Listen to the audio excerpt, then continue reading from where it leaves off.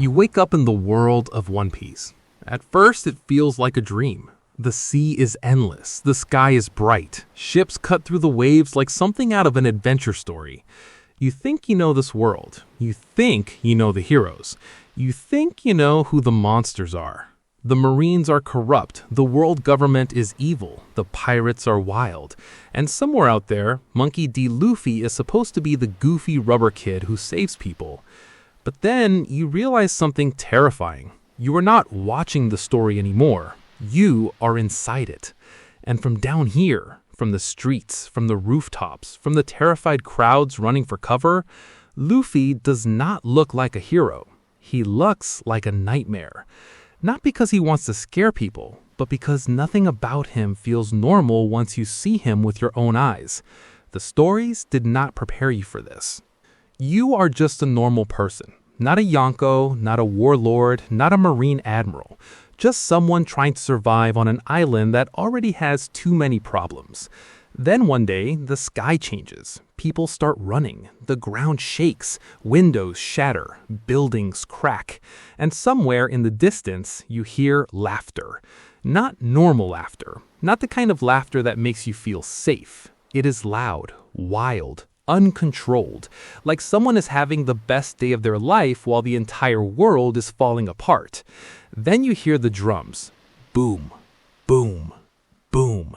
A rhythm that doesn't feel human. It echoes through your chest like your heartbeat is trying to synchronize with it. Your chest tightens. Everyone around you freezes. Even hardened pirates stop talking. Because whatever's coming, it's not walking like a savior. It's arriving like a disaster. And then you see him. A boy with a straw hat, a smile too wide for the chaos around him, a body that bends in ways no body should bend. His arms stretch across entire streets like giant snakes snapping through the air. And before you can even understand what you are looking at, he launches himself into the battlefield like a cannonball. The impact alone shakes the ground beneath your feet. This is the part no one tells you. When people talk about Luffy, they talk about freedom. They talk about friendship. They talk about dreams. But when you're standing 10 feet away from him while he's fighting, there's nothing cute about it. You see arms stretch across streets. You see fists come from impossible angles. You see enemies get slammed through walls, through floors, through entire buildings. You see shockwaves ripping apart the environment every time he lands a hit. And the worst part, he's laughing. Not because he's cruel. That would actually make more sense. No, he's laughing because this is fun to him. The battle, the danger, the destruction, all of it. To you, it feels like the end of the world. To him, it feels like a game. You look around and see people screaming, soldiers shaking, pirates backing away. Some can't even process what they are seeing. Others are too terrified to move, because nobody knows how to fight something like this. A swordsman follows rules. A gunman follows rules. Even a monster follows some kind of logic. But Luffy doesn't fight like a man. He fights like reality forgot how to work. Every movement feels improvised. Every attack feels impossible. And somehow, the more chaotic he becomes, the stronger he gets. Then you see what makes him truly terrifying. He doesn't stay down. At first, you think this is just bravery. Then you realize it's something much worse.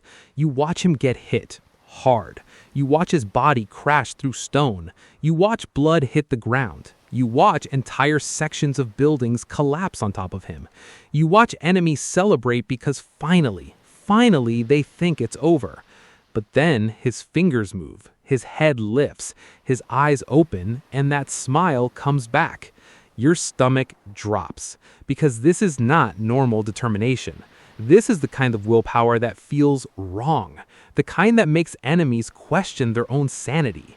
Imagine fighting someone with everything you have. You break his bones, you crush his body, you knock him unconscious, and somehow, even while he's down, you still feel like he's staring at you, like his spirit is still standing, like the fight is not over because he hasn't personally decided it's over. And then he gets up, again, and again, and again. At some point, exhaustion turns into fear because normal people stop eventually. Normal people collapse. Normal people understand limits. Luffy doesn't. You start to understand why powerful enemies lose their composure, why experienced fighters panic after battling him long enough. It's not just his strength, it's the horror of realizing that victory means nothing unless Luffy accepts it, and he never accepts it. Then comes the moment where everything breaks. You think you've seen enough. You think a rubber body is already impossible. You think a man who refuses to die is already terrifying. But then his heartbeat changes. The drums grow louder. The rhythm becomes overwhelming, almost hypnotic.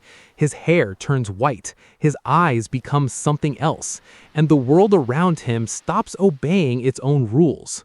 This is Gear 5. And from the outside, it's not funny. It's not cute. It's not just a power-up. It's reality turning into a cartoon while you're still trapped in a serious world. You watch the ground bounce like rubber. You watch lightning get grabbed from the sky. You watch a giant fist appear above everything like judgment from heaven. The air itself bends around him. Buildings warp. The battlefield twisted into something unrecognizable. And he's still laughing. That's the part that breaks people. Because when a villain is angry, you understand that. When a monster roars, you understand that. But when someone is smiling while bending physics itself, your brain has nowhere to put that fear. You can't predict him. You can't read him. You can't prepare for him. He might punch you. He might turn the floor into a trampoline. He might grab your attack and throw it back like a toy. He might inflate himself into a giant. He might pull off something so stupid that it shouldn't work, and somehow it works better than any serious plan ever could. And somehow that unpredictability becomes more terrifying than pure violence. That's when you realize the truth. The most dangerous thing in this world isn't darkness. It isn't hatred. It's not even power. It's freedom with no limits.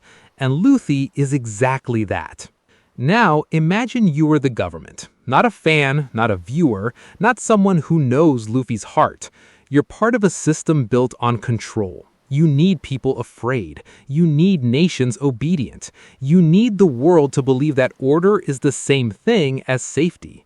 And then this kid appears. He doesn't want your throne. He doesn't want your crown. He doesn't even care about your speeches. He just sees someone trapped and breaks the cage. He sees a tyrant and punches him through the ceiling. He sees a god and laughs in his face. And the worst part, people cheer when he does it. Countries celebrate him. Prisoners follow him.